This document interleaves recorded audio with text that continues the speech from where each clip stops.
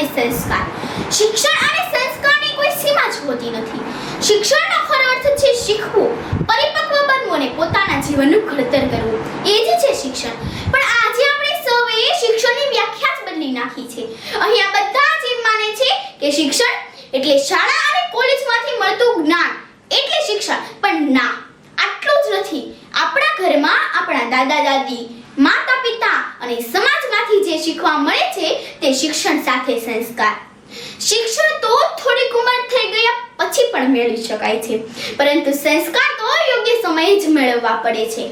સંસ્કારના કઈ ઇન્જેક્શન નથી હોતા કે આનામાં ઓછા છે ને તો બે આપી દો. તેનું સિંચન તો બાળક ગર્ભમાં હોય ત્યારથી જ થવા લાગે છે. જો આપણે બાળકને સારા સંસ્કાર નહીં આપીએ તો ખરાબ તો નહીં જ આપવા પડે.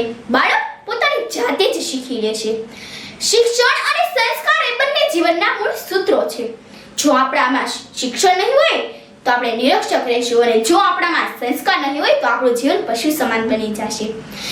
આજે આપણે સૌ મિત્રો 21મી સદીમાં જીવી રહ્યા છીએ.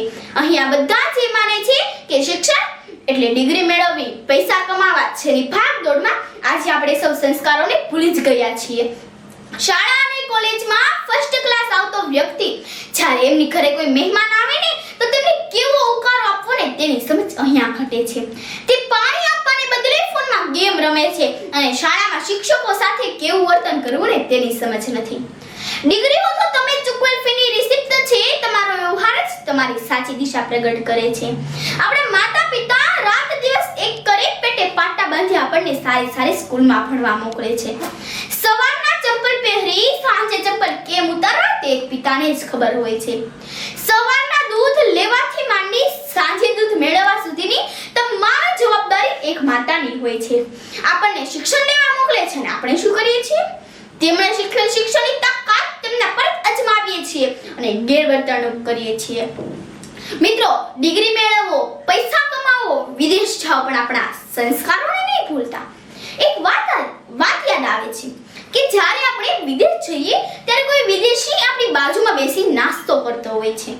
ત્યારે તે આજુબાજુમાં નજર પણ નથી નાખતો, અને એક જોશીલો ભારત દેશ જ એક એવો છે કે જ્યાં બેઠા હોય ત્યાં કોઈકના ખાખરા ખુલે તો કોઈકના ફાફડા, કોઈકના લાડવા ખુલે તો કોઈકના થેપલા, કોઈકનો મીઠો ગોળ, અને સાથે બેસીને જમવા બેસે છે ને મિત્રો, એ છે આપણા ભારત દેશના સંસ્કાર.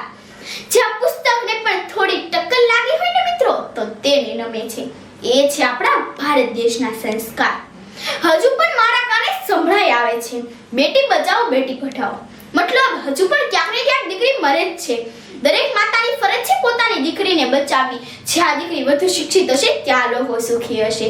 હવે હું તમને પ્રશ્ન કહીશ, તમારે મારા પ્રશ્નને શાંતિથી સાંભળવાનો છે. આપણા ગુજરાત રાજ્યમાં સૌથી વધુ સ્ત્રી સાક્ષરતા ધરાવતો જિલ્લો કયો છે? સુરત. સુરત કેટલો વિકસિત છે તે તમે જોઈ જ રહ્યા છો. હવે મારો બીજો પ્રશ્ન, આપણા ગુજરાત રાજ્યમાં સૌથી ઓછો સ્ત્રી સાક્ષરતા ધરાવતો જિલ્લો કયો છે? દાહોદ. દાહોદની હાલત પણ આજે તમે જોઈ જ રહ્યા છો. એક વાત અહીં ઉપસ્થિત તમામ મારા વહાલા ભાઈઓ તથા બહેનોને વિનંતી છે કે આપણા માતા પિતાએ આપણી પાછળ ખૂબ મહેનત કરી છે, તો આપણે પણ ફરજ બને આપણા માતા પિતા, સમાજ અને રાષ્ટ્રનું નામ ઉજ્જવળ કરી બતાવીએ. એક વ્યક્તિ કે જેમની પાસે સારી સારી ડિગ્રી, ધન સંપત્તિ બધું જ છે, પરંતુ તેમની ઘરે સવારે સમાચાર પત્ર વાળો અને સાંજે માળી, તેમની બે સિવાય કોઈ બેલ જ નથી વગાડતું. તે વિચારે છે કે મારી સામે એક સામાન્ય વ્યક્તિ રહે છે કે જેમની પાસે ધન સંપત્તિ, ડિગ્રી કશું નથી, પરંતુ તેમની ઘરે રોજ સાંજે 5 વ્યક્તિઓની બેઠક થાય છે.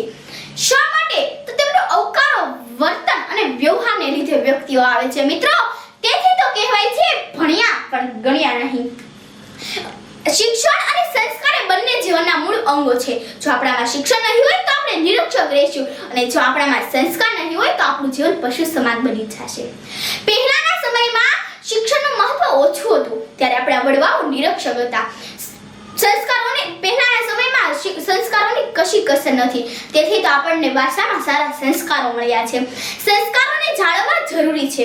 હવે અંતે તો હું એટલું જ કહીશ કે આપણે આપણી આવતી પેઢીને શિક્ષણ અને સંસ્કાર બંનેથી સિંચન કરવાનું છે. ધનથી સગવડો ખરીદી શકાય છે, પરંતુ સંસ્કારો નથી ખરીદી શકાતા. ધનથી સગવડો ખરીદી શકાય નથી ખરીદી શકાતા. અસ્તુ, જય હિન્દ, જય ભારત.